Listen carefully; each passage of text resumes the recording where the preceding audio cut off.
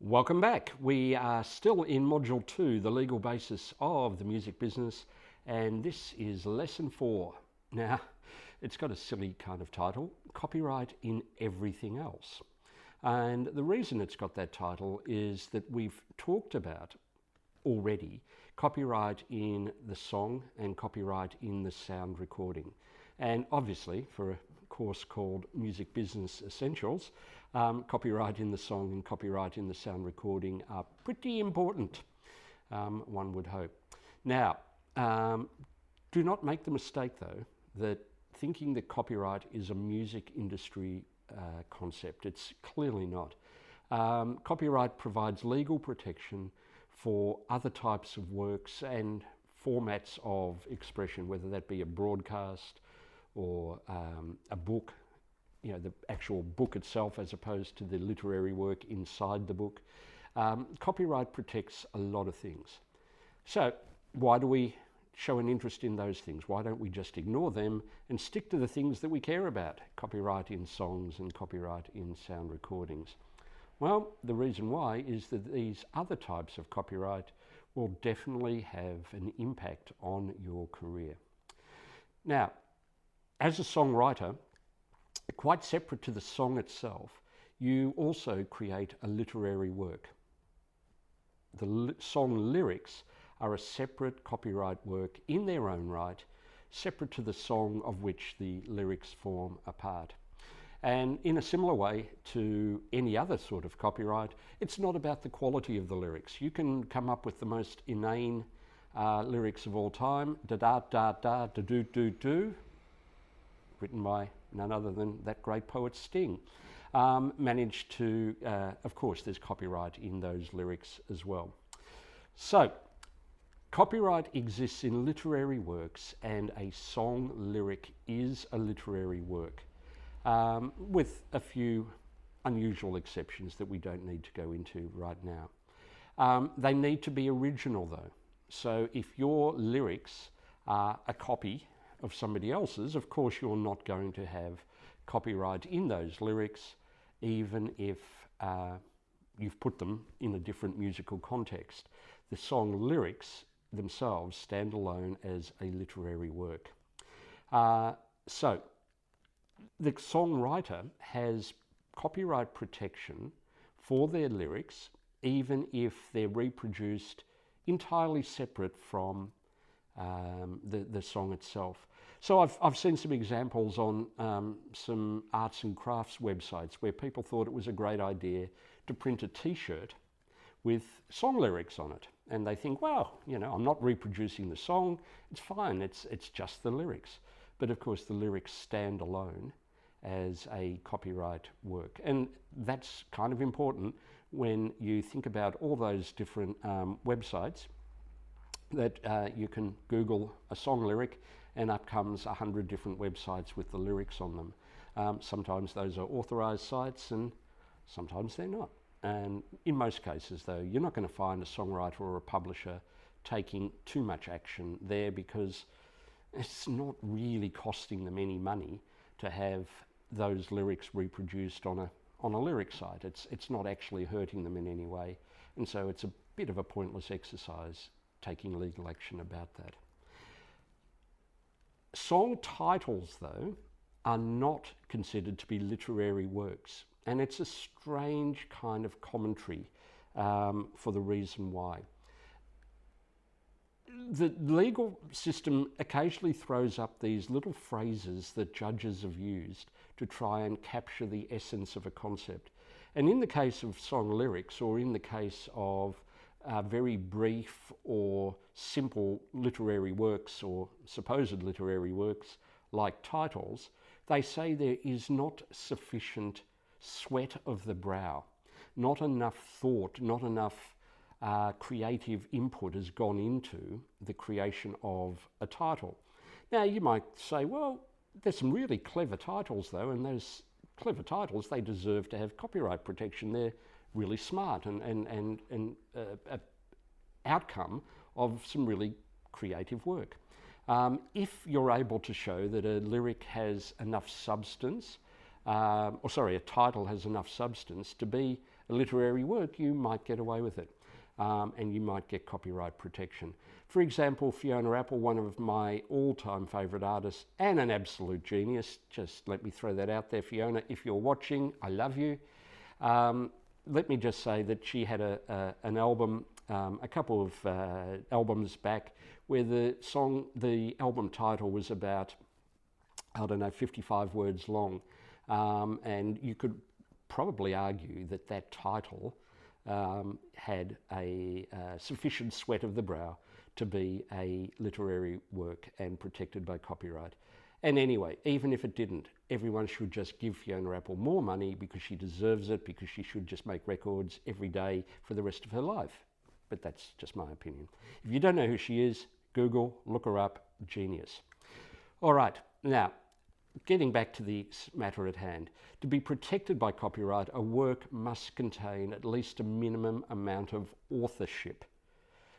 There has to have been this concept, the sweat of the brow, and generally names, titles, short phrases are not protected by copyright. They just are too minimal. So that explains why you might have a movie called A Night at the Opera by the Marx Brothers. And then you might have a Queen album called A Night at the Opera. And you can have that because one's a film and one's a song or an album, but also there is no copyright over title. So that's the basic rule around song lyrics and song titles. Photographs. You will have your photo taken many times in your music career. You will commission photographs to be taken. If you have a record company, your record company will want photographs taken of you, and there'll be a bunch of photos taken of you without your permission or involvement. If you're fortunate enough to get paparazzi'd, well, you'll have a whole bunch of photos of you that are not authorised photographs. Unfortunately, you can't use copyright to protect yourself against unauthorised photographs because you didn't take the photograph, unless it was a drunken 3 a.m. selfie, in which case, yes, you do own the copyright in the photograph. But generally speaking, copyright in photographs is owned by the photographer, the person who created the artistic work. Now, a copyright in a photograph is generally held by the photographer, but that can be modified. And the way it's modified is by a thing called contract. We've already talked about how contract modifies a lot of copyright ownership in the music industry. You make a recording, you sign a contract with a record company, and that may well transfer the copyright to them. It's no different with a photograph. The photographer is essentially the copyright owner, and if you want to own the photograph that the photographer takes, even if they're a friend and they're doing it as a favour and there's no payment involved, you want to be sure that there is some very basic agreement between you and the photographer that you own those photographs. At the time, it's easy to think, well, look, they're my friend and it's not going to matter, and they're happy for me to use the photo and it's all cool. Let's not create a bad vibe by talking about copyright ownership. But imagine if Nirvana did not own the photograph that was on the cover of Nevermind, that iconic photo of the baby underwater. That image has become such an important part of their heritage and their legacy, and of course it would be important that they actually own that photograph. It's the same with live photos. If you allow photographers into the mosh pit to take photos live, chances are the law would say, well, they own those photographs.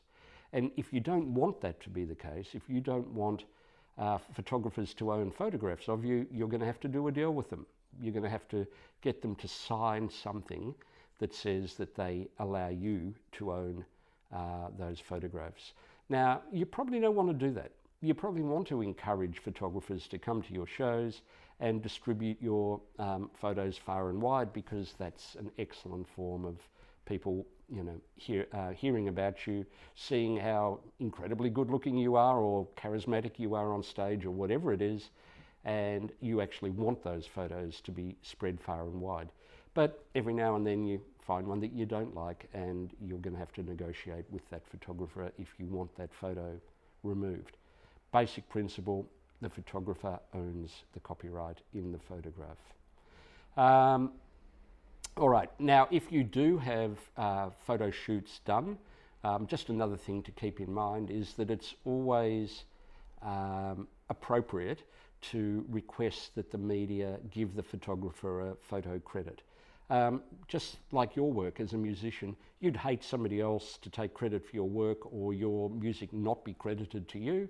And out of respect for, photographers who are part of your industry, it's always nice to try and give the photographer a credit. Now, not every publication is going to do that. Not every website's going to do that, but it would be a good idea for you to try and request that the media give a photo credit to the photographer who took your press shots, or if the media company used their photographer, you need to be aware that they probably own those shots, even though they're photos of you. And most media companies will be happy for you to use those shots, but again, you need to cross your I's, dot your T's, and make those appropriate arrangements. More and more, your music career has a visual element, and videos and films are incredibly important now in the context of anyone's music career. And the same rules apply. Copyright protects films provided they are original and in a material form. So the first thing, if you employ a videographer or a camera person, or for that matter a sound recordist, to work on your project, to make your music video or whatever it is, strictly speaking, it would be implied that that videographer or that sound recordist own copyright in their work. They've created a sound recording or they've created a film, and clearly they own copyright in that. Again, the likely outcome in the event of a dispute is that the court will say, well, you paid for that service, and if you paid for that service, it's only logical that you would then own the proceeds of that service. But that's just logical. Sometimes the law works in unusual ways, and it would be a really smart idea. If you're making a music video, even if it's one of your buddies, one of your pals that is shooting the footage, that you have some sort of an agreement with them saying, in return for, a slab of beer, do you have slabs of beer in America? I don't know. In return for a box of Budweiser, you will they will transfer the copyright ownership to you.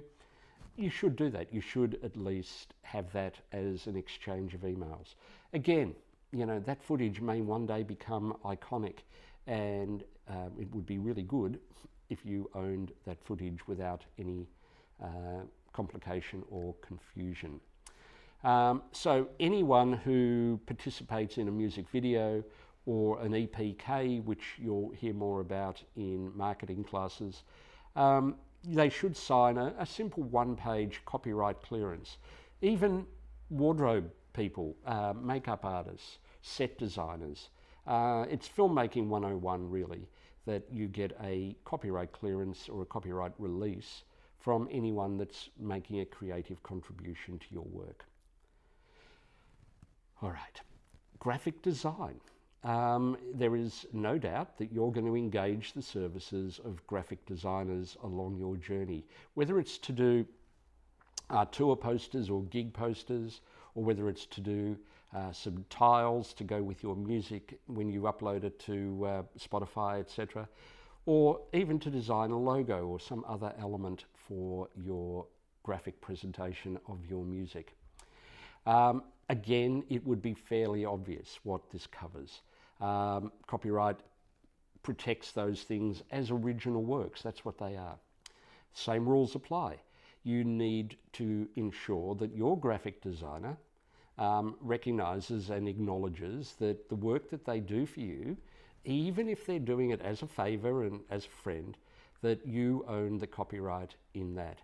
Imagine if the Ramones didn't own copyright in their iconic logo that every 15-year-old girl in shopping malls across America wears on a t-shirt without probably knowing one Ramones song, but that's a whole different story.